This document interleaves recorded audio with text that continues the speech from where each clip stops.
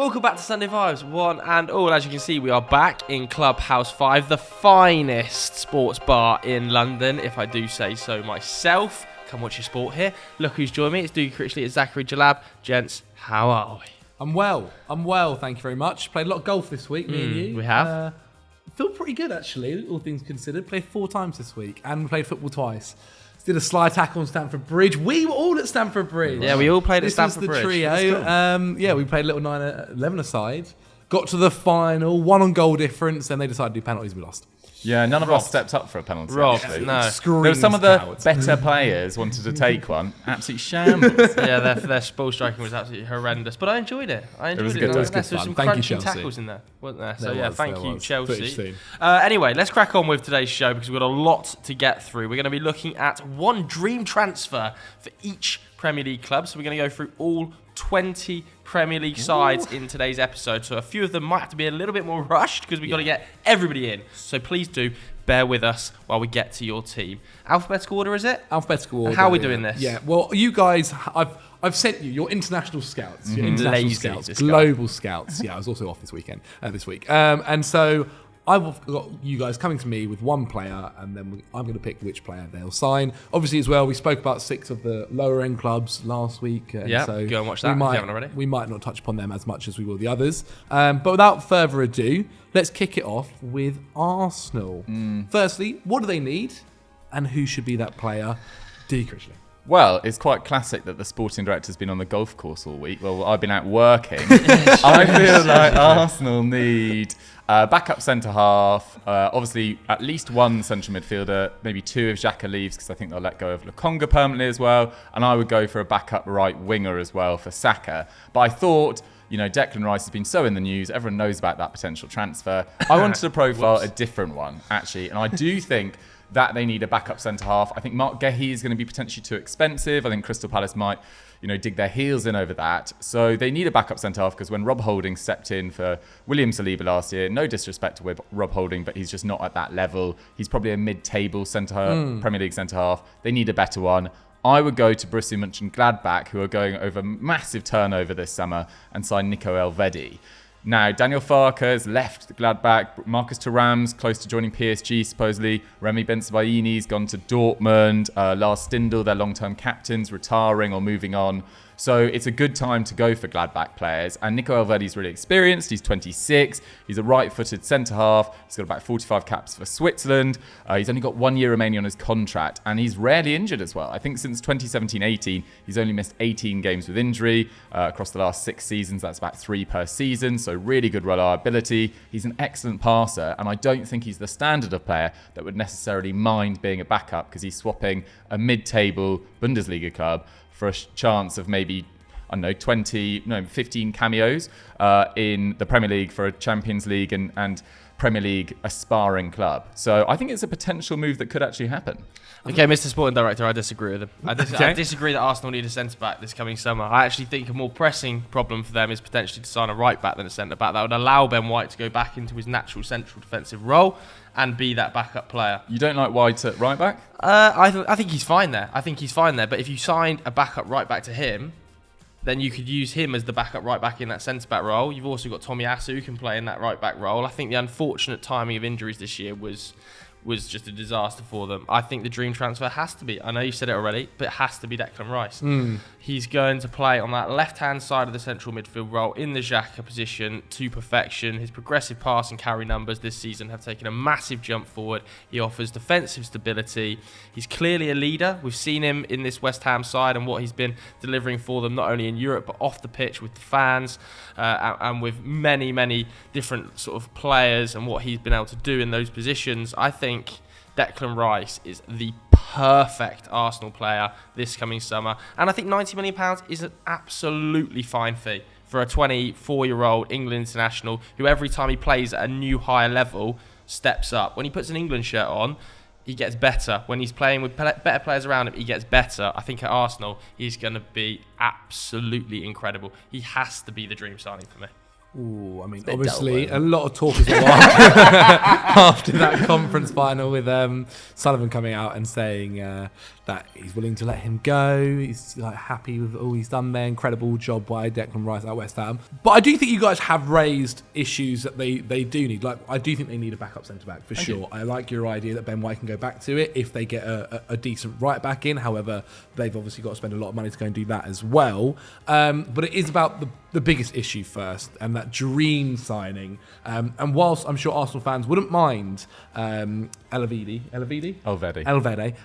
coming in at centre back, I think Just say it, mate. It's Declan Rice. Rice is Rice. Fair enough. that It probably is transfer. the dream transfer. Yeah. Just wanted to talk about someone else. Indeed. No, it's fair enough. I respect it. But let's move over to a team that are going to be fighting in Europe and also looking to try and get another place in Europe next season. Aston Villa, Unai Emery. Joe, what position do you think they need, and who's the dream signing? I think they need a centre back as well. After signing Carlos last season. Yeah. Well, I mean, Carlos is fine. Obviously, he's come in and had a massive injury problem immediately. But I think behind Mings and Konsa, given Carlos's injury status, and he's obviously coming back now, they're extremely thin there. And I think they should go out and take Pau Torres from Villarreal. I think they need a left-sided centre-back option to compete with Tyrone Mings. Tyrone Mings has been magnificent across the second half of the season under Unai Emery. There's no getting away from it. He's been one of their players of the season. But he needs competition. You know, he's not the youngest. He plays nearly every minute of every game. I think Pau Torres would be a huge statement of intent. He would also offer a different dimension of how Aston Villa currently play with his fantastic on-the-ball numbers. He's worked with Unai Emery at Villarreal, who knows exactly what he's going to get with him. And there are reports that Villarreal are willing to accept a fee of about 40 million euros, which I think is really good value for a 26-year-old international left-footed centre-back that could come in and immediately improve that side. I'm not saying he would replace Tyrone Mings, Villa fans, because I know that you guys love him and how crucial he is to this side, but I do think there needs to be depth additions made in centre-back and in central midfield. Okay. Dukes, firstly, do you agree that they need a centre-back? Or do you think there's a more pressing issue? I think they probably do need a centre-back. I think Pau Torres is probably the right level for Villa. I mean, I've seen him linked with Man United and Spurs in recent years. I mean, Villa finished above Spurs, so maybe I take away that Spurs point. But he does lack a bit of physicality. He's quite lightweight, but a good player. I actually think they need a right-back. Ashley Young has left the club. He's been released. Matty Cash was in and out the side towards the back end of last year. And the player I'm suggesting can play at right-back. He can play as a right wing-back. He can also cover at right wing, which is, I think, quite handy given Leon Bailey's really struggled. And that's Ridley Baku, who plays for Wolfsburg. He's a 25-year-old German international. I think he's got about 5 caps for Germany. Absolutely rapid, this guy. And has played mainly as a right-back under Niko Kovac this season, but still contributed 5 goals and 3 assists. He's a bit like a Jeremy Frimpong-esque player, but considerably cheaper. And I think Aston Villa would be a good move for him. Okay. I think the Do you right think he back fits into? Do you think he fits into Unai Emery's system if he's such an attacking right back? Well, Ashley Young played there consistently, didn't he? And he's not exactly.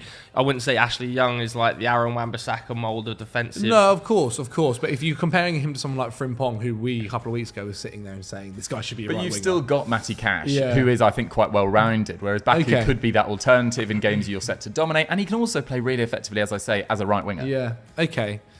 Versatility is crucial, Zach. Mr. Sporting Director. We're going with Baku. Nice. I 1-1. do like Pau Torres, and in terms of maybe dream signings, Pau Torres might be fit that mould more. But So why aren't you picking them? we're going with So Baku. now, isn't it? We're going with Baku. It's 1-1. It's 1-1. And then we're heading down to the south. Now, obviously, we went and spoke about Bournemouth last week, so we're going to touch upon them again. Jefferson Lerma left the club. We mentioned he's probably one of the key positions. Dougie, is he the person you're filling? Yes, absolutely. I think he played over 3,000 minutes last season. I think he featured in 37 games. I'm surprised this player's not getting more interest. He's mainly being linked to Nottingham Forest right now, and it's Tyler Adams of Leeds United. I feel like he was excellent whenever he played last year. Was right up there in terms of tackles, completed the entirety of the league. And he was injured after 24, 23 games last year. And he ranks in the top 1% for tackles, top 3% for blocks. Just a really good all-round midfielder. And we saw in the US, in the World Cup, that he's got a little bit of everything to his game as well. And I think he'd be excellent at Bournemouth. Could he aim higher? Potentially, but this is a dream signing for Bournemouth. Yeah. And I think Tyler Adams would be a good fit. Yeah, no, I like Tyler Adams. I think he did have I think out of all the Leeds players that went down, him and obviously Harrison, Rodrigo are some of the guys who clubs will definitely be looking at. I like that shout a lot. Joseph? Yeah, I have to say I was tempted by Rodrigo here as well. Yeah, I think they think they do need more firepower, and €3 million release clause. Is that it? Is like carnage for a player who scored 13 Premier League goals last season, I think. But I've also gone for midfield. However, I've gone for a slightly different mould, not such a defensive midfielder. I think Gary O'Neill has spoken about recently looking to kind of change slightly how Bournemouth play, and a player to get on the ball in midfield, dictate and create from a little bit deeper. I've pitched Enzo Lefebvre, which is very, very punchy, obviously. They were heavily linked with him in January, and that signing nearly got over the line. They do have an obvious connection to Lorient because of the ownership, and Foley obviously went and took Ouattara. Don't think anybody would have said they could have gone and taken Ouattara at the time, so maybe they can do a madness and go and take Enzo Lefebvre. There were reports he was going to Borussia Dortmund. That seems to now have fallen through. He's going to be staying in France, so whether or not he wants to stay at Lorient or take the big bucks of the Premier League remains to be seen. But what a player. On the ball. He's not an off-the-ball passenger either. Big defensive numbers, really creative from that central zone. I think Enzo Lefebvre would be an amazing pickup. But we spoke about Bournemouth heavily on last week's show, so if you haven't watched that already, make sure you go and watch How to Keep Your Club in the Premier League on Sunday Vibes. Yes, two really good shouts. Actually, in a dream world, they signed both of them. They signed both of them. I wonder, and I wonder what Tyler Adams' release clause could be now with the relegation. I'm not sure. I mean, he didn't cost Leeds a whole lot, did No. he? The thing with Enzo Lefebvre, which I found was quite interesting, was last week I saw him being linked with Rennes, and I feel like he can aim a lot higher than Rennes. So maybe Premier League money might be able to sway him. Okay, obviously they've got Billing still. He's a really crucial player for them. Maybe fighting for positions with Lefebvre there. No, Lefebvre can play deeper than Billing. Billing's almost playing as a second striker at times, man.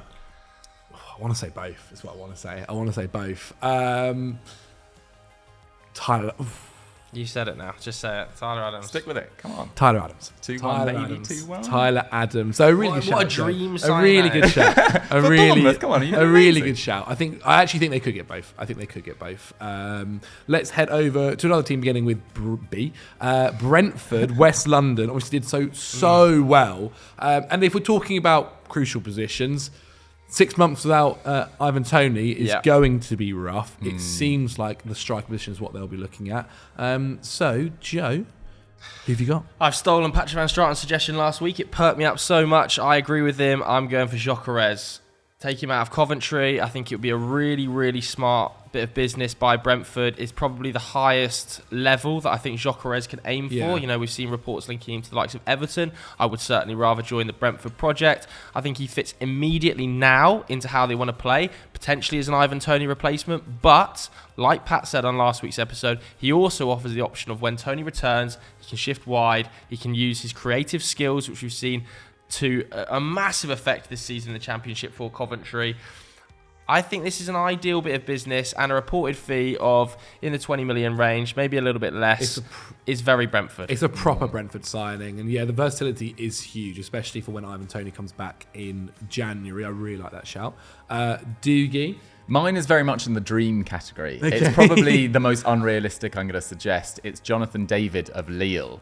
I don't think this guy is getting the sort of So you're coverage. swapping Ivan Toney for a 5'9". Well, he can play. Man. He can also play out wide when Toney comes back, and he's been phenomenal for Lille. And I don't see the transfer links that I was expecting to see for him, to be honest. I mean, his goal return in the last 3 seasons has gone 13, 19, 26. And Lille, yes, they are known as being quite good sellers of players. I mean, Nicola Pepe went for big money, Victor Osimhen, of course. But Botman and Onana last year were only 35. And I've got a feeling that Lille, with a little bit of financial difficulty, having not finished in the Champions League places, might be tempted by sort of 50 million euros, which is around, 45 million pounds, which is a lot for Brentford. They'll probably do something far more intelligent than this. But I do think he's a really, really good player, can play in a variety of positions. Only Mbappe and Lacazette scored more league goals than him last year.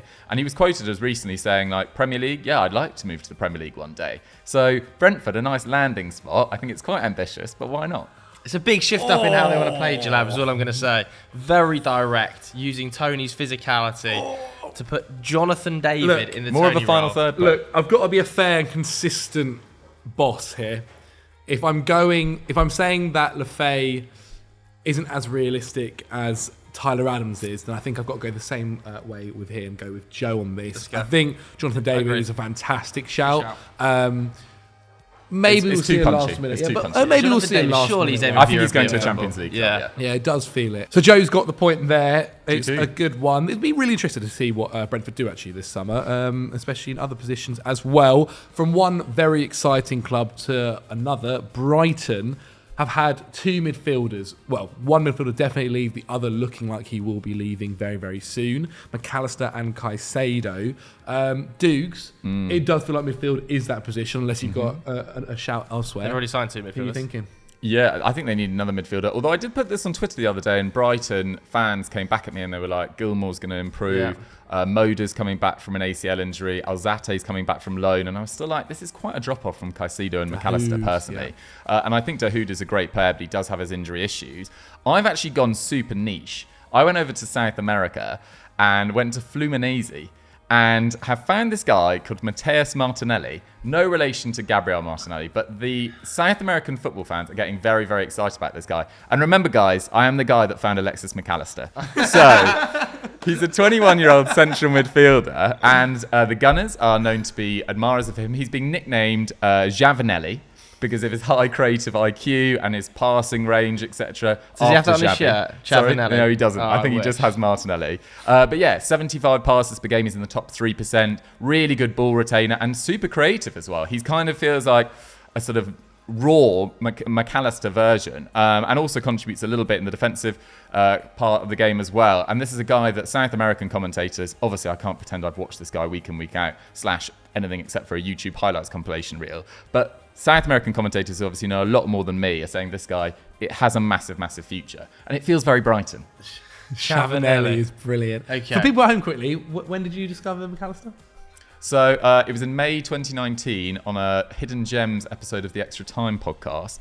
And I suggested him... I was talking about him going to Brighton. I actually put it on my Twitter feed the other day. And Pat was like, oh, no, he'll play on the wing for Brighton. He'll never be good enough. And I was like, no, I think he'll be all right. I love it. Look, it's about the only thing I've ever got right. So. He's pulled out the bag then. Joe, who you saying? I think it's an interesting shout, but is it a dream? So do you not think midfielder? I don't think the current biggest problem at Brighton is necessarily the midfield. I kind of back Roberto De Zerbi to figure that out, and he must trust Dahoud in one of those two roles, big time. I think, given how they finished the season, the dream signing is Levi Colwill for Brighton. And I know that you don't think it's ever going to happen, it's impossible to happen, but how they were building up from the back relied heavily on Colwill's ability in the left side of the back two with his left-footed passing ability into the midfield. It's a massive part of how they played, and they clearly want him back. They've had one bid rejected. They're definitely going to go back in for a second. If you want Caicedo, I think they are going to continuously demand Colwill in return. And you are going to say, we don't want to sell him. I kind of agree, but there is a point to be made here that you have a lot of centre-backs. No, for sure. You have Benoit Badiashile, who is a young, left-footed central defensive option, who's one of your signings of the season, given how crap the rest of your signings were. I think there is a world in which selling Colwill for 50 and getting Caicedo in return, and having to chuck a bit of money in there as well, maybe 25, 30 million, I think that could be smart business. I've changed my opinion, to be honest. Since obviously, because originally I thought Chelsea had no chance of getting Caicedo with not being in Europe. Would you take Colwill and 30 million for Caicedo? Personally, no, but yeah, for the team, I can see it happening. I think Colwill and all these reports about how Pochettino believes that he's going to be somebody that's going to be a key piece of his defence for years to come. If you look at the stats between Colwill and Badiashile, they're really, really similar. They're really, really similar. And I mean, will we see a Premier League defence that has two left-footed centre-backs in a back four? We'll see. I'm not too sure. Yeah. So I think Chelsea will be very, very keen and do the utmost they possibly can. I think Chelsea would rather spend more money and keep Colwill than sell him. But this is it wouldn't Brighton's shock me. Yeah, exactly. It wouldn't shock me. And so from Brighton's perspective, I do have to go with Joe here. No the Giavinelli? The dream signing is Colwell, probably. Though Wow. I do like Remember the the idea name of Matthias Giavinelli. Martinelli. Matthias He's Martinelli. included that, so in like 3 years. I like it though. Maybe, No, maybe. I I like respect it it. I as well. respect it. Nothing to lose here. I wanted because to if- go quite Brighton. Well, if nothing happens with him, no one's going to really call you out, are they? Well, we'll Okay, then another team beginning with a B. We covered them last week. Burnley, Joe. Who do you think? Well, given we spoke extensively about them on last week's show, a player that we said probably out of their reach, but I'm going to suggest him now, Ian Maatsen. I just think bring him back. It really is the dream position for Vincent Kompany. I think it needs to be filled. It's extremely vital to how they play. And to be fair, they might well adapt in the Premier League. He's got the squad back extremely early for pre-season, hasn't he? I think they've already been in a week, which is quite mad. But whatever happens, you would think that left-sided, either a left-back or a left-wing-back role, will be filled by a player like Ian Maatsen, who has proven himself to be one of the biggest contributors in the squad already in one of the most successful championship sides ever. So I think Ian Maatsen for me. I like it. A very sensible shout. Dukes, do you think left back is where you're looking at? No, I mean, he'd be good as well. I think they need a bit more creativity. I mean, they scored loads of goals in the Championship, but there's a difference between, the players that were performing for them in the Championship and the ones that will do the business in the Premier League, as we've seen with recently promoted sides. Often it's the players they bring in that have made the big difference, like Forest and Fulham this year, for example. I'm suggesting Mike Trezor. He's a 24-year-old left winger who plays for Genk, so a league that Vincent Kompany really respects and knows really well. I mean, he got 8 goals and 24 assists in the league last year. Wow. This is a super creative guy. 3 key passes per game. That jumps to 4 in the Europa League. He had a game against West Ham, I think this year, or maybe the year before, I'm forgetting now, and he looked really solid at that level as well. And he's actually being linked with Burnley at the moment, I saw, which is quite exciting. So it feels like maybe they'll get both of these deals done. Yeah. Ian Maatsen, I think no one quite knows what's happening just yet. Obviously, Teller, they're still trying to get that deal done. So obviously with Southampton going down, they might want to keep him after how good he was in the Championship. From a Burnley perspective, again, I think their dream signing probably is Ian Maatsen. Let's go. It probably is. What's that, 4-2? Let's make this a whitewash. Let's make this a whitewash, baby. It can't be a whitewash. I've got 2 on the board. Oh, yeah. I think it might be, something like that. I hope somebody Was it 4-2? I think it's 4-2. We'll find out later on. Okay, moving to my beloved Blues, Chelsea. Yeah. Now, I think you could name several positions here for what I needed, Dougie. But take the floor. So I think the primary aims are, I think you could do the goalkeeper as well, but I think defensive midfielder or striker. But I do think with Lukaku potentially coming back, with Nkunku potentially coming in, I actually think defensive midfielder is potentially more necessary. Okay. Only because you've lost Kante. We've got no midfielders, Joe. You can't score a goal. I know, but I feel like Nkunku will go a long way to solving that. I think Lukaku might stay at the club. We'll see.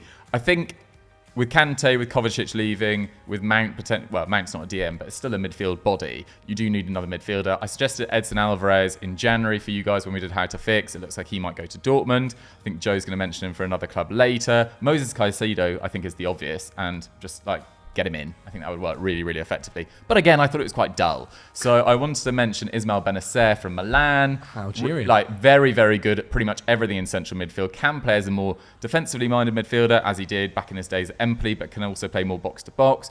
Really versatile. I feel like he's quite a natural fit for Kovacic, but can be more defensively minded than Kovacic as well. He's still got 4 years remaining on his deal, but there is quite a lot of uproar at Milan because they fired Paolo Maldini and their chief technical director as well, Massaro, I think his name is. So a lot of players are quite unhappy, and their American owners are making massive changes. So I think he would cost a fair amount, but I think he'd only still cost around 60, 70 million euros, which for him I feel like is quite a good deal because he has been their outstanding midfielder for a number of years. But again, I think it's Caicedo, but Benacer would be a nice alternative. Okay, I like Benacer. I like him. Whether I think he moved to Chelsea or not, I don't know if that could happen. But we'll see. We'll see. Joe, over to you. I've got Lautaro. You have been pushing Martinez for a move this summer so much. I just don't know why he's not being more heavily linked. And all the comments at home every time I push him, go, wow, did you see him at the World Cup? Yeah, fine. Didn't have a great World Cup. Didn't have a great 8 games. But has been a consistent top level performer in a top European side now for multiple seasons. Like, he will score 20 goals. In your mind, don't know is if they're this necessarily with will. Lukaku being at Chelsea? Should be, couldn't it? What a partnership they've been for Inter Milan. But then what happens with Nkunku? What in, happens in with Sterling? in my mind, Mudryk? there's no world Romelu Lukaku ever plays for Chelsea again. I think that would be absolutely comical. After the interviews and the way he left the club, how on earth football, can he you return? never know. That would just be crazy. Or once this video goes out, he might have said another interview after the Champions League final. Inter do need to sell. They've got a 244 million euro loan that they need to repay in 2024. So they do need to sell a big player because they've already lost Skriniar for a free. So Barella or Lautaro Martinez are the most sellable assets. But he does blow very hot and cold. I don't think there's a guarantee of 20 goals there. 3 seasons in a row, he's been at 0.7. No, I agree. But that is in Serie A, a league you've so regularly disparaged. What's it you call it sometimes? Serie ass at times. But Nice. what can I? But it is a slightly different standard, and he has been great in the back half of this year. But there was long patches even in this season where he's not been that I think consistent. Caicedo is the best shot. I'm not going to lie. Caicedo is a defensive midfielder. I agree. Caicedo- You have to sign a striker. Christ. I mean, who it will be, I honestly don't know. It's going to be an interesting time for Chelsea. But out of your 2 suggestions, I actually wanted something a bit better, to be honest. I'm not going to lie. So no points. I No, you need. have to give it to Joe.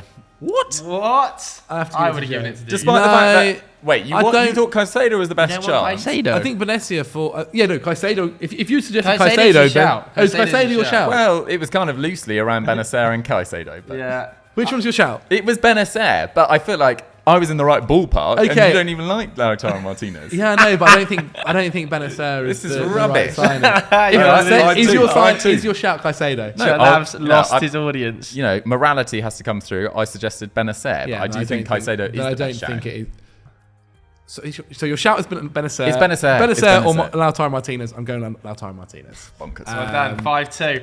Whitewashing coming. Well, look, we've You are still not- got a lot of You're clubs. not beating me on Crystal Palace. We've got a lot of clubs to talk about. Let's go to Crystal Can I Palace. Yeah, why not? Fine. Good. Right back. We've talked about it for years. Joel Ward's out of contract. Nathaniel Klein's out of contract. 33, 32. We need new energy. There's actually loads of players out of contract at Palace this summer. Zaha, Schlupp, Ayew, Milivojevic. Never been able to say that. Tompkins, MacArthur. So I'm suggesting a right back. Tyreek Mitchell on the left-hand side. Very good defender. Doesn't offer that much going forward. A right back that is very much available this summer. That's everyone kind of forgotten about. Tarek Lamptey. Why is at he available? Brighton. Well, he's played 300 minutes last season at Brighton. De Zerbi clearly doesn't rate him, doesn't maybe think he's good enough on the ball. And he's got no hamstrings. He is quite injury prone, but this is a guy that at his best is one of the best ball progressive, well, not necessarily ball progressives, but progressive carriers. Yeah. He gets into very dangerous areas. We saw just during his spell at Brighton under Potter, about 10 games or so, everyone was like, this is one of the biggest mistakes Chelsea have ever made. And you've made quite a few. Like, he is right up there. Who's your audience here, On dude? his day. On his day. And I think he's a very good attacking right back. I don't think he'd cost a lot. And it just feels like a open goal for Crystal Palace in the summer where they reportedly don't have that much money to spend as well. Yeah. All right, priced out of a move but by Sporting Lisbon. No hamstrings. Classically a right wing back. I think right Tarek Lamptey off Jalab. I'm not having it. Oh, come on. I think It's they getting more and more clearly. aggressive, I think they isn't it? clearly need a Wilf Zaha replacement on the left hand side. Do you mean? Yeah, absolutely. Who do they play on the left hand side? They don't want to move. Don't move Eze, for God's sake. He's just depends who found their new manager his is. perfect role. It's Hodgson. Hodgson Not staying, guaranteed. baby. Hodgson staying. Eze in the 10. I'm suggesting Kamaldeen Sulemana, left wing. Take him out of Southampton. After that Southampton spell. Yeah, he's only been there 6 months and he's so young. Let's not just say he can't be a good player because You of want that Premier Southampton League spell. proven or Sulemana? Let's be very frank. Sulemana, before he arrived at Southampton, was a top-level prospect. 6 bad months in a terrible side should not be held against him. He came in as Southampton's record transfer. I think there will be a relegation release clause in there. Not spectacular. Had a very good World Cup though. He was very exciting to watch at the World Cup. Very similar metrics to Wilf Zaha in terms of his ability on the ball. An amazing dribbler. Yeah, this is all well and good. Hugely Crystal physical. Palace won't have a right back next year They unless will. they sign a right They've back. just agreed a new contract with Joel Ward. Joel Ward will be starting as their right back Okay, next summer. that is hot off the press. That is worrying that Joel Ward is still their starting right back at 33. Okay. Gauntlet's gone down. I think left wing is a huge issue. that's I why think, you should say right someone. back's a huge issue. Respect Joel Ward, man. Tarek Lamptey. Okay. If I didn't get that one, I was in real trouble. Well, the way you started it as well was, this is my best shot. Let me go. Okay, let's head up to Liverpool. Not talk about Liverpool, to talk about their rivals, Everton. Joe, where do you feel their issues are? I mean, we talk a lot about goals and scoring them, so probably a striker. Who do you think it is? Well, I'm going to suggest Not a a striker. name I've already suggested. Oh. I'm going to suggest Gyökeres again. I don't know Can whether I this do it? can Is that count. allowed? I don't know if this can count. Well, I suggested 'Cause him I so gave you it- heavily on last week's show that I feel if I don't suggest him now, I would just look a fool. Okay, I understand. Okay. And again, Everton is one of the teams we spoke about last week, so if you want to check out more about them. We've already heard your spiel about Yeah, Gyökeres. Don't need it again. To be honest, I'm pretty sure I gave you that for Brentford. So, I'm in trouble here. dude, whatever you say, you win, to be honest. Moussa Dembele. You win. He's a free You agent win. from Lyon. Seriously, yeah, he had a bad year. He was playing second fiddle to Lacazette, who just turned into, I don't know, prime Lacazette from about 6-7 years ago. Scored 31 goals in all competitions, Lacazette, for a Lyon side that were pretty lost for most of the year. But yeah, Moussa Dembele barely that got a not look worry in. you? But the year before, last summer, we were talking about Moussa Dembele to Man United. But does that not worry you? What? That he goes up and down? The fact that Lacazette's been able to come into that side and just bang 30 in. When Moussa Dembele went to Atletico, Yeah, I mean, was a he got disaster, COVID, and I think he had a shoulder injury at the time. he had that heart problem as well, didn't he? Yeah, I mean, he's had really bad luck, but he's used to British football. He was pretty good at Celtic. He spent time with Fulham in the Championship. And I think he is a very natural penalty box poacher, which is kind of what Everton need. And I think he's a massive step up on Neil Maupay. I don't think there's a huge drop-off from Calvert-Lewin, to be honest, or the Calvert-Lewin of last season at least. And I think he'd be able to respond. I mean, it was only the year before last. He was at 0.9 XG per 90. Yeah, I mean, this is a guy that's been linked to basically every club under the sun at the time. I remember Chelsea being linked, He's linked to him, with he said Everton at the United. And yeah, I have to go with Moussa Dembele Yeah. because we've I given think it'd be a good Gyökeres sign, I to agree. Brentford. 5-4. Okay, Come then. back, son. Fulham.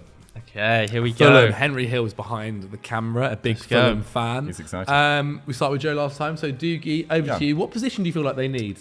It's kind of a weird one. I think they need a couple of positions, but it's basically Cabano's leaving. Willian hasn't yet signed, but he probably will. Manor Solomon's now being linked with Spurs. So it feels like they could do with a sort of attacking creator.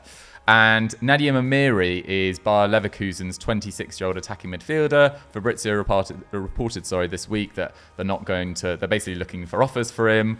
And this is a guy that has played a lot of football at Hoffenheim and Bayer Leverkusen. Never had exceptional numbers. I think it was only 4 goals and 2 assists in the league last year. But this is a guy that can make a massive difference in a counter-attacking side that aren't necessarily going to dominate possession. He's got really big acceleration, like he's got a great stride, basically. He can ease past defenders really easily. And I think he scored some crucial goals at crucial points last year as well. I remember one against Leipzig where he ran onto this amazing through ball. And I think he's a sort of interesting pickup for Fulham. And I don't think he cost a whole lot either. I think he'd be around 15 million euros. Probably not the most exciting suggestion I've come up with, but I think he'd be quite a sensible one. Okay. I'm Dream torn. for Amiri? I'm torn. I haven't yet decided, so I will decide as I speak here. But I think 2 options. I agree with Dougie's shouts on that left-hand side, especially if Willian doesn't sign the deal. Manor Solomon, he's not coming back. Let's be real. I was thinking Jack Harrison in that role. I think very, very solid Premier League player, Jack Harrison. You know, we've seen him be able to perform in a multitude of systems at Leeds as they've gone through a turnover of managers and do it very, very effectively. I remember Patrick Vieira saying he's the most talented player he's ever worked with, which is like, let's not get too excited, but still, I think he's very technically good. He's very, very technically sound. So Jack Harrison was one of my suggestions, but I think we got to talk about Fred. I think we have to talk about Fred in the central midfield role. Heavily linked this week, and I love this transfer. I think this would be an awesome signing for Fulham. I know he hasn't done it at Manchester United, and he's become a bit of a meme figure. He hasn't had a good season this year. I think his attacking output's been a lot better than normal. But it's only because he hasn't played. Like, I think it's 12 starts or something like that for Manchester United this season. And I don't see that improving next year. I just don't think he's quite good enough on the ball for an Erik ten Hag system. But I think he would be awesome for Fulham. Like, him and Palhinha would be so combative as a midfield duo. He, like you say, can offer things in the final third, and actually probably that's the better end of his game than the defensive side, where Palhinha will do an awful lot of his defensive work. And I know Harrison Reed has had a fantastic season. He's been maybe Fulham's player of the year after the likes of Palhinha and Mitrovic, but you can't just rely on Harrison Reed and Palhinha next season to stay in the league. I think you need another body in there. And even though he's 30, I don't think he would cost a huge amount to get out of Man United. He's got 1 year left on his contract. I think it'd be a super smart acquisition. So I'm going to go with Fred. I'm going to say Fred. Fred was your shout. Okay, Fred versus Amiri. I think both positions that they could do with, especially as you said, if Willian doesn't sign on. I'm going to go with Fred. Fair. I think my position might be more needed, but that was a more exciting addition. Dream-wise, I mean, I don't know. If you told Fulham fans you've signed Fred, I would like to know how they would feel. But we'll see. We'll see. Take it. Times. Okay. Henry pre-show was not having it. He didn't think he was anywhere near the level of Harrison Reed. That's fair enough. That's fair enough from a Fulham fan's mouth. Okay, up to Liverpool now for Liverpool. Just signed McAllister, somebody to get into that midfield. Midfield is still probably a big issue for them. They've signed forward. They could do with a centre-back maybe. Who are you saying, Joe? I think they should just dip back to Brighton and take Caicedo. Take the pair. And I actually think Caicedo is the more needed name for Liverpool. I think classically to the Jurgen Klopp teams that have just been blockbuster amazing to watch, the physicality, the ground eaters that they had in the midfield, that is Moises Caicedo. Super physical, super mobile, massive tackle interception numbers, very tidy on the ball, versatile enough to play a number of different roles, and crucially, I think what we've seen from him at the back end of the season is an ability to drop into a right-back role. And I really like the idea of him and Trent rotating in and out of possession for him to fill into the right-back role, Trent to come in and play the progressive passes, the creative numbers that we've seen towards the back end of the season. Clearly, this new role he's going to be deployed in next year. Caicedo offers the cover in the right-back slot. I think he's an upgrade on Fabinho. So I think he can play as a Fabinho replacement or alongside Fabinho. He can play in the right-back role as an inverted player to swap with Trent. At £70 million, at 21 years old, this is a no-brainer. Take him. I think take both of the Brighton boys in midfield. It'd be a great summer for Liverpool. Do you think they've got the money to do that? Yeah. They were going to dip 100 million on Bellingham. They were going to do 100 million on... They pulled out. They were going to do 100 million on Tchouaméni. But they didn't, because they pulled out. No, they didn't, because he's gone Real Madrid. I think they've got the money. They'll end up spending another... What saying in April, like, oh, we want a Ferrari, but we've only got Mazda money or something let's not pretend they can't do 100 million pounds this summer. They've already spent, they're definitely going to do 100 million. They spent 35 million on McAllister. I think they're going to comfortably... The point is that they could spend over 100 million. I think they probably didn't want to spend 100 million on one player. Yeah. And Caicedo won't be that. But I think we're too quick to write off Fabinho. I think Fabinho could have a really good year next year. I feel like he was really disappointing, don't get me wrong, last year. But I actually thought his form really picked up towards the back end of the year when Trent started coming into midfield and sort of like covering a little bit more, because he was so overexposed by midfielders that either weren't physically fit or just physical enough, really. And I thought Fabinho had a really tough time of it last year. For that reason, I'm going for another midfielder, but someone a little bit cheaper than Caicedo in Kefren Turam. This one looks like it could actually happen as well. I think with Nice's ownership situation with Sir Jim Ratcliffe, he might have to sell quite a few assets at Nice. They only finished 9th last year. And this is a player who, they're also linked with Kwadio Kone, who's a brilliant player who I really like as well. But I think Thuram's slightly more well-rounded and he can impact more in the final third. 2 goals and 4 assists in the league last year. I mean, that's not anything to write home about, but he's dribbling in tight spaces. I think he'll be about 40 million euros compared to Caicedo, who's around 70 million euros. And I just think he's ready. He's ready. I mean, he's only 22 years old, but he's played 3.5 years of top experience at Nice, playing pretty much every game. He's rarely injured and has just got so much to his game. I think he's got a bigger future than his brother Marcus, to be totally honest, just because Marcus's finishing can sometimes be a bit errant, basically. But Kefren Turam is a deal that I think is going to get done, and I think it could be considerably less than Caicedo. Well, it's interesting because I feel like Caicedo is maybe a signing of the new Liverpool regime, whereas Thuram feels like maybe a signing of the old Liverpool I regime. could imagine Edwards going and identifying Thuram. Yeah, exactly. But from a Liverpool point of view, I guess the dream is probably someone like Caicedo. It is. realistically. It's a dream. But do you think that? here. But is it? Because then they'll have to either play Caicedo in one of the flanking roles, and he's not necessarily True. as good in the final third as someone like Kefren Thuram, or they'll have to drop Fabinho, which feels like, I think, a year too early, maybe 2 years too early. I'm going to go with Caicedo. But I actually really like your shout, Okay. Diggs, and I would like to give you a No lot worries. of credit there for that. I think it's 7-5 or something rubbish now. But I just think if we were sitting here and it was smart transfers, you win that point. Thank you. You win that point every day of the week. But if it's dream transfers, Yeah. I think it probably is the Well, Caicedo one. Yeah. We'll see when Thuram walks through the door. It's going to be great. and I he think he's shows going to be us great. that. Okay, 7-4. We've done a count up. 7-4 to Joe at the moment. We're moving on to Luton Town. What position do they need, Diggy Critchley? I think they need a number of positions. Look, they weren't, expecting to get into the league this early. I think we talked about them quite heavily on last week's episode, but I think a player that they could get on loan from Chelsea is Ethan Ampadu. And he's played in central midfield, he's played in centre defence, spent the season before last at Hellas Verona, was at Venezia, then Spezia, and 31 appearances last season. Bit of a hero amongst the Spezia fans. And helped them survive courtesy of a better head-to-head record against Hellas Verona, which is why I got confused with Hellas Verona. But yeah, as I say, he can play in centre-back, central midfield. I think he played a lot of games at Luton. Definitely. Great opportunity to establish himself back in the Premier League, because he's never really had a look in the Premier Yeah. League. Sheffield United And ranks knockout. in the top 10% of centre-backs for tackles, top 12% for blocks. And those are two things that they'll need next year. They'll be under a lot of pressure. Yeah, I think there's a chance Chelsea could sell him. I think also, depending on what happens transfer-wise, there's a chance Chelsea might keep him if they don't get in enough players. He's obviously someone that is super versatile, so they could do with him possibly on the bench or for any injuries. I do like the shout. Joseph? I mean, it's dream.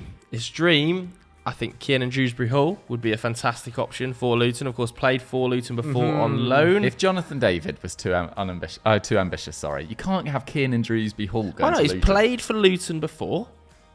They are going to be offloading him. The issue here is he's under contract to 2027. The fee is going to be extensive, but his numbers are really good, even in a crap Leicester side. He's had injury problems, but if you can get him on the field, I think he would be a very solid level midfielder for Luton next season, and somebody who can get on the ball. We talked about this last episode at Luton, a midfielder that can get on the ball and calm everybody down, and when they aren't just playing long ball football, battering teams down at Kenilworth, I think he would be a smart addition. He would be a dream addition, but it's very, very punchy. I've got a feeling he might stay at Leicester, to be honest, because of that contract and the fact that new manager coming in, with Maddison leaving, with Barnes potentially leaving, might try and build their championship side around him and pull on his heartstrings. And I think he might stay at Leicester. Okay. That's also a lot of Luton's budget. It is a lot of Luton's It's the whole budget. Yeah, exactly. Dream signing, I can understand why you went for that, Joe, but I'm going to go with Dougie. Ethan Ampadu. Needed that. Makes sense. 7-5. Okay, Exactly. Okay, we're going from essentially one of the lowest budgets in the Premier League to one of the biggest now, Manchester City. Joe, what is the position and who are you suggesting?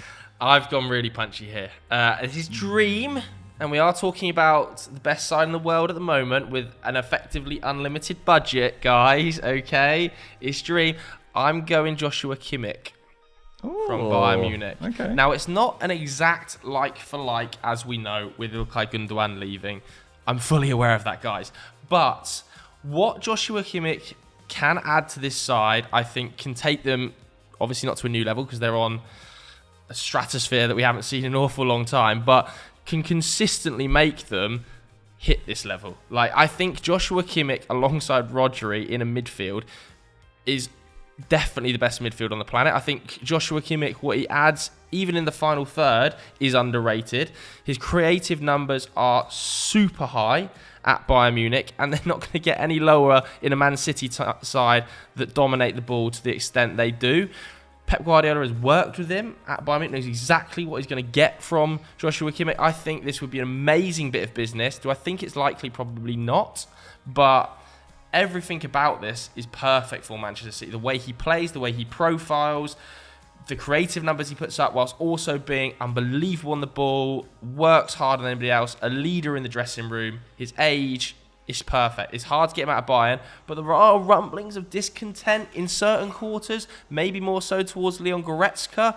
But if you could, Dream World, it's a dream sign you ask for, and I think Kimmich would maybe be the best I can think of. I mean, there's dreams and there's lucid dreams. Dougie? I think Kimmich is an interesting shout, but I do think it changes the entire structure of that side. Like we've seen John Stones stepping into midfield so effectively. The interesting thing about Kimmich is he could probably do that role from right back, and they do need a right back in the next few years if they're planning to lose Cancelo, if Walker, Walker's now 33, Rico Lewis has got a lot of, he looks great, but, he's only 18.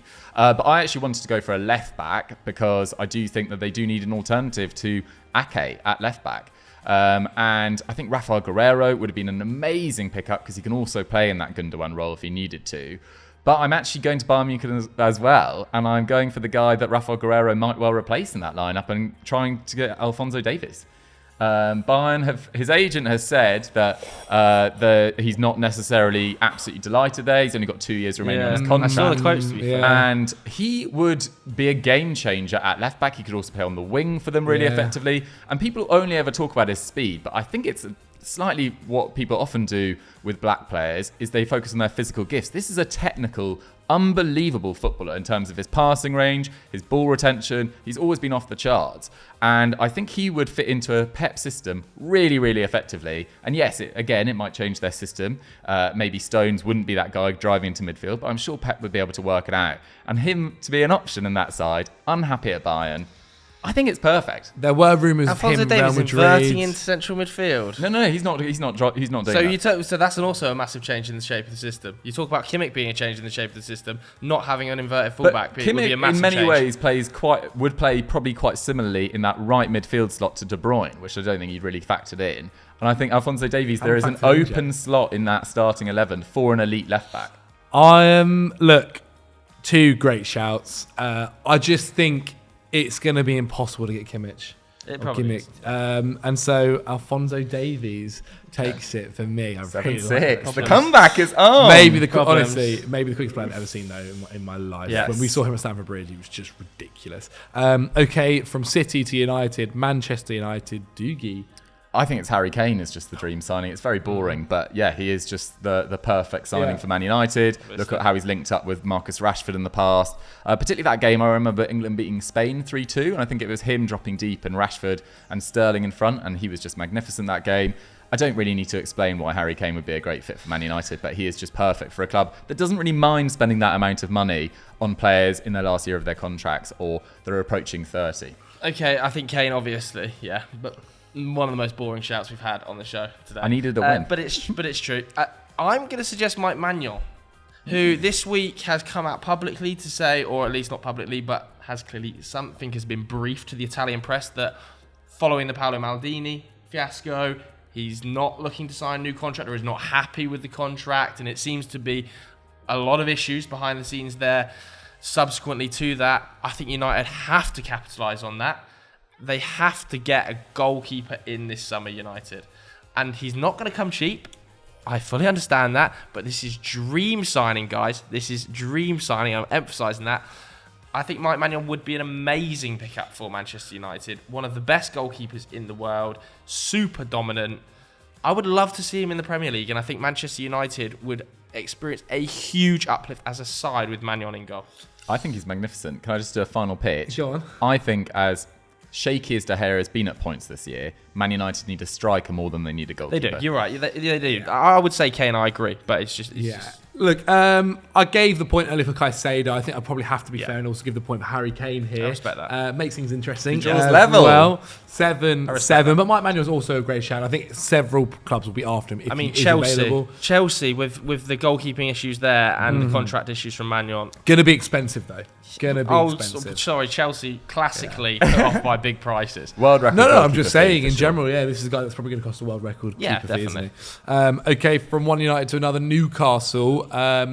What position, Joe, do you think? Well, I think it's very clear they're looking for a midfielder come sort of 10 who can contribute creatively from deep, and I think it is Dominic Szoboszlai here. I think James Maddison is a great shout if that's what you're about to suggest, Dougie.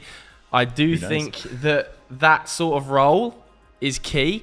The difference is that I think Szoboszlai at 22 has a higher ceiling than James Maddison does. I think James Maddison is a fabulous player, creator, and proven in the Premier League. But I think Dominic Szoboszlai, Newcastle are in the realm now of picking up the players that are just about to be superstars. And I think Szoboszlai could very much go on to be a superstar over the next 3 or 4 years. Wouldn't surprise me to see him go to a Real Madrid or Bayern Munich or PSG. City. Whereas Newcastle, if they pick him up now, get that frightening prospect, a player who works extremely hard off the ball, technically excellent, massive creation numbers, good goal scoring numbers, can contribute in a number of positions from wide or as a 10. I think it works super effectively, and I know it's a big fee, but he's got a release clause, which James Maddison doesn't have. That is a nice shot. There's a weird thing in my mind one day that I see him link up with Haaland again at Man City, which could be disastrous for the rest of the league. Dukes, who are you suggesting? Well, I think Szoboszlai is a good shout. I mean, it's that Bruno Guimaraes, Alexander Isak effect, isn't it? But I think they are looking at centre-backs as well. I mean, they're linked to Kim Min-jae. I think Kim Min-jae, if he gets the offer of Man United or Newcastle, I think that's a tap-in for Man United, to be honest. Just given the history of the clubs and their sort of potential success over the next few years, as good as Newcastle were this year, I think he goes to Man United. So I think they need to sign a centre-back. And, you know, Fabian Schär's done a great job this year, but I think he's probably upgradable in the Champions League at least. And, you know, someone like Jonathan Tah from Bayer Leverkusen would be a good pickup. But I actually think his club teammate, Edmund Tapsoba, who I've been quite a fan on Continental Club for a number of years now. He's 24, 6'4", Burkina Faso international, really tall, great passing range, and just seems to have a really good understanding. Can play on the right of the back three as well, and just feels ready for a big move. Rarely injured, and I just really like the look of him. I think Szoboszlai is a great shout as well, though, so I won't begrudge you for going for that. I think I'm going to have to go for Szoboszlai. Again, that right wing position. I mean, what a signing that would be for Newcastle. It'd be crazy, but it's the sort of sign, like you say, Guimaraes, Isaac, Botman. It really they've made that sign already, consistently. And he might be that next level that costs a little bit more. Okay, then Nottingham Forest, another team we spoke about a little bit last week, Dukes. I think it's quite interesting where Nottingham Forest go this year, because they averaged 37% possession in the league, which was by far the lowest. And are they going to make themselves this counter-attacking unit? I don't think it's the worst idea, to be honest. So you're kind of looking for, in my opinion, a central midfielder to replace Remo Freuler, who I thought was embarrassingly bad given his pedigree, to be honest, this year.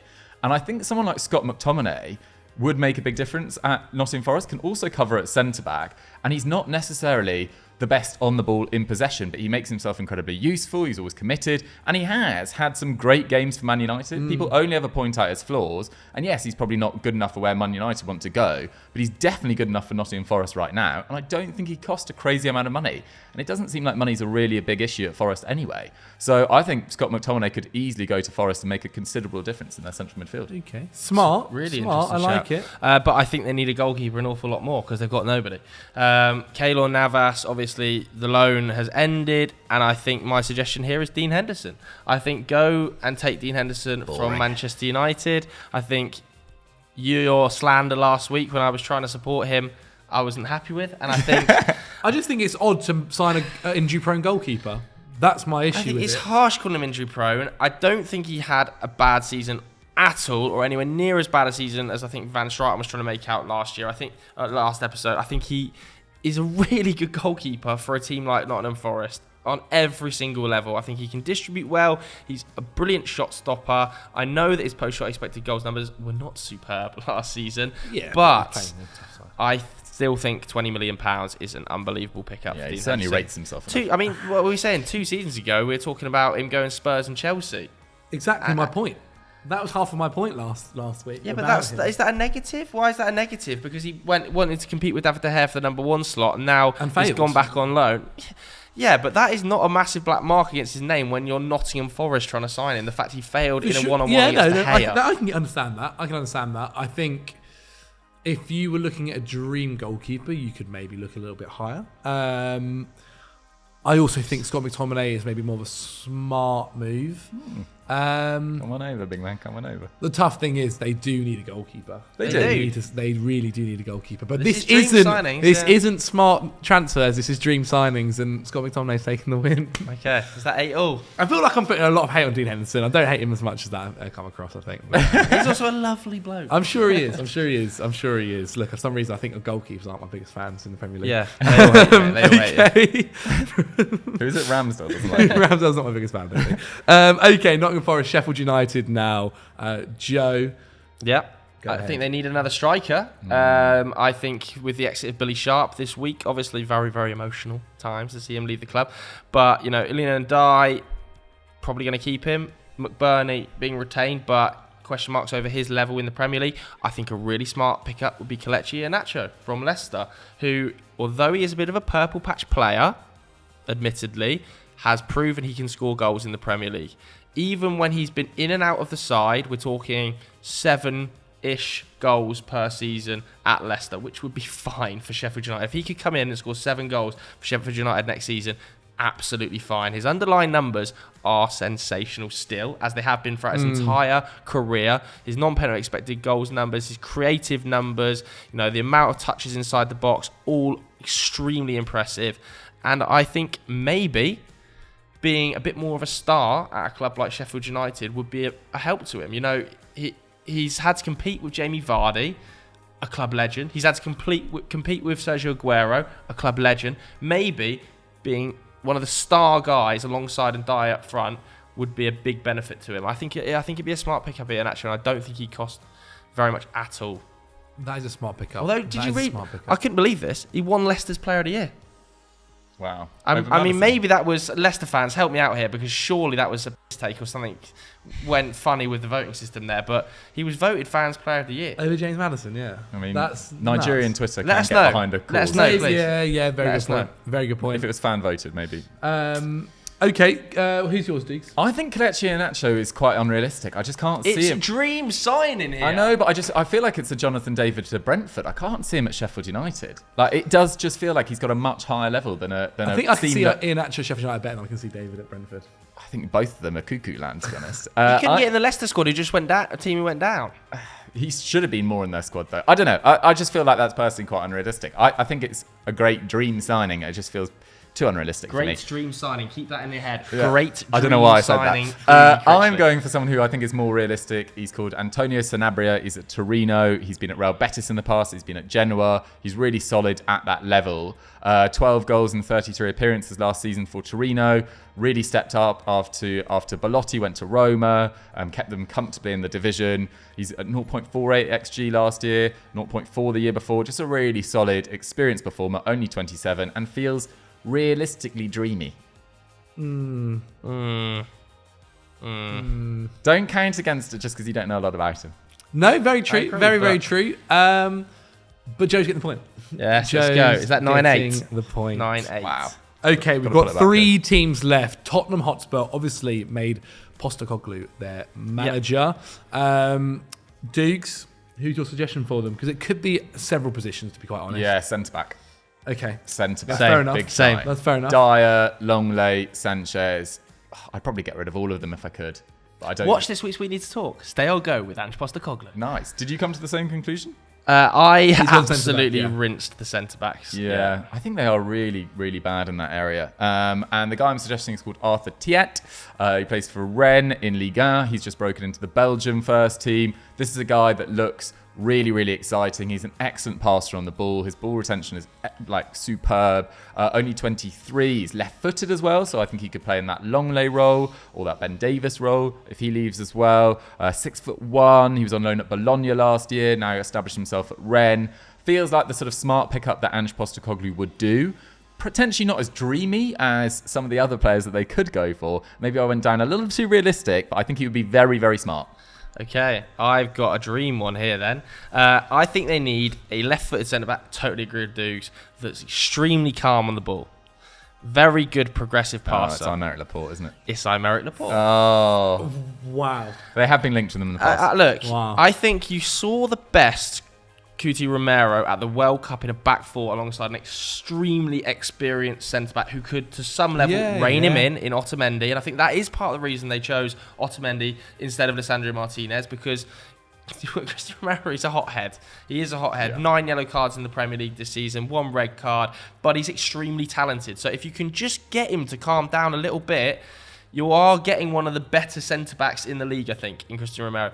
And I think that's what Laporte would bring to the side by being more experienced. He's 29. He's been there, won it all at this stage. Very calm and composed on the ball. He can rein Cuti Romero in. I think as a duo, the high-intensity, flying out the lines nature of Romero needs a player who's calm, composed, and willing to sit back a little bit more like Laporte. I think it would be a great pickup. I think Man City would be very willing to do business this summer. And I think it would be a good option for Laporte. It would. A team that are battling for a top 6 spot, amazing facilities, good squad around him, decent wages in the Premier League. I think this is a no-brainer. Yeah. I think, again, smart, you would be probably taking it, dude. Yeah. I think in terms of dream, it's got to be Joe. I'd be interested to see, because I thought a lot of talks was about him going to Barcelona, but no, I think that's a fair enough shout. He has been linked to Spurs as well. Yeah, okay. What fee do you think that'll be? Like 50, I don't know. 40? Maybe a little bit less than that. I don't know, because he is 29, but I think City 29? as well. That has flown by. I know. City as well will be thinking we can just reinvest that straight into Gvardiol. Right. Yeah, which looks like that could be happening quite soon. I was going to think Gvardiol for Spurs, but it's laughable. So, that would be. That's a Jonathan David for Brentford, yeah. Okay, then. West Ham, Joe, they've just won the Conference League. They're in the Europa League. Are they keeping David Moyes? We don't know. Yeah. That's not the question that we... David Moyes is going to be kept. You think? Yeah. I'm pretty confident David Moyes is going to be kept. Do you think that's the right decision? I think he's earned that right to manage next season in front of those fans, having won European silverware, but I could see it going slightly wrong. Yeah. But let's see. I think he's definitely earned the right to be managed next season. I was really struggling with West Ham. Obviously, you've got to be looking here for a Declan Rice replacement, but do you want an out-and-out Declan Rice replacement, or do you want a player that's maybe going to unlock Paqueta a little bit more, maybe a little bit more of a defensively sound player? I know Declan Rice is obviously amazingly defensively sound, but you just can't find a player who's as defensively sound as him, who puts up the progressive numbers as him, who's his age profile. Yeah. It's bloody impossible. They call it a unicorn. Yeah, he's an absolute unicorn. I am going to suggest, I was torn here between Edson Alvarez, going to Dortmund, who is going to Dortmund by all accounts, according to these boys. But I did see in the Athletic this morning, West Ham won it. I don't think it's necessarily going to be possible because he is fantastic, puts up huge numbers. So I'm going to take Sofian Amrabat here, who was sensational for Fiorentina in that final. Awesome at the World Cup. Great numbers throughout the entire campaign, yet again in Serie A. Very gettable, I think. His contract's up in 2024. He's got an optional extra year. He has been linked with Barcelona. Yeah, but he's not going to Barcelona. I agree, but once you've been linked to Barcelona for 12 months or 6 months, maybe he's like, linked do I to want to go to Barcelona West Ham? at one stage, man. Do you know what I mean? Like, I don't think that means that West Ham will be put off by signing Amrabat. Even you were linked to Barcelona. And I think the good thing about Amrabat is he's not only extremely competent and an excellent defensive midfielder, as we saw at the World Cup and for Fiorentina, slightly underrated on the ball. Really good passer of the ball, very neat and tidy. Plus 90% pass completion rate this season. Everything that's good at Fiorentina flows through him. I think he's gettable, and I think he would be welcomed by West Ham fans as well. It's a weird thing, I think, because they've played against him and seen him well. I think they would be quite excited by an Amrabat signing. It'd be a good signing. He would be a good signing. Would it be a dream signing, though? Depends what Dougie's picked. Calvin Phillips. I just think this is an absolute tap-in. I had him down as well. I think Calvin Phillips would love to go to West Ham. I think Man City would accept... On loan or a fee? Either. Definitely a fee. Definitely. Well, either. I think Man City probably don't want to ideally be dealing with finding another DM this summer, just because the other areas we've been talking about. But I think they'd be happy to accept, 30, 35, 40 million pounds. They've never really had an issue with selling to other Premier League clubs. And Calvin Phillips, at his best for Leeds, bar a few injury issues, was pretty faultless. And we saw for England, he can play more of that driving role as well. He's not just a sitting midfielder. He's got great distribution, which I think is going to be really affected to West Ham going forward if they keep Moyes and stick with that counter-attacking system. I think he's a player that would like West Ham fans would be really excited about as a replacement for Rice. And I just think he's more realistic, to be honest, than Edson Alvarez, who's going to Dortmund, and Sofian Amrabat, who's been linked to the Barcelona for the last 6 months. Okay. It's a Calvin great Phillips shout. takes the point. It's a really good Calvin shout. Phillips takes the point. Needed. Which I think means if 10-9. Dougie gets this Yeah. last one, it ends in a draw. And wouldn't that be classic Football Daily? Over to you, Dougie, then, for Wolverhampton I'm Wanderers. quite annoyed if it comes down to this because he's already been mentioned, but they need a central midfielder. Moutinho's left. Neves looks like he's leaving, and I actually had Enzo Lefebvre down on my iPad. I didn't pick Enzo Lefebvre then. You did didn't, but I So- think he's a good pickup for Wolves. Like they are quite short of goals over the last few years. This is a really creative player. He's quite different to Ruben Neves. Joe's worried now. That's a great shout, and, isn't it? It's just a he great just seems like a shout. natural fit. And as I said earlier, his top link at the moment is to Rennes. And would I rather go to Rennes or Wolves So- and the money that they can offer? I'd probably pick Wolves. Well, you mentioned the money there, and They there are a is little- this yeah, financial supposed issues. financial issue about Wolves, which might even mean that Lopetegui leaves them as well, which is interesting. I'll Yeah. have to keep that in the back of my But mind. also- You need to keep that in the back of your mind because my suggestion. He can also keep that in the back of your mind. But he can also play in a variety of different roles, as Joe profiled at the beginning. If they were looking to change system, I Yeah. think he's a really excellent fit, to be honest. Okay. Okay, I want you to remember the date as well, Friday the 9th of June. So as of today, he hasn't signed the contract, guys.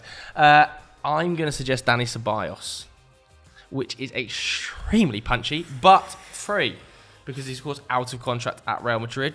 Now, Carlo Ancelotti has said he's hopeful that him and Nacho will agree to new deals, but they haven't happened yet. So he is 20 days away from the end of his Real Madrid contract. Yeah. I think this will be an amazing pickup.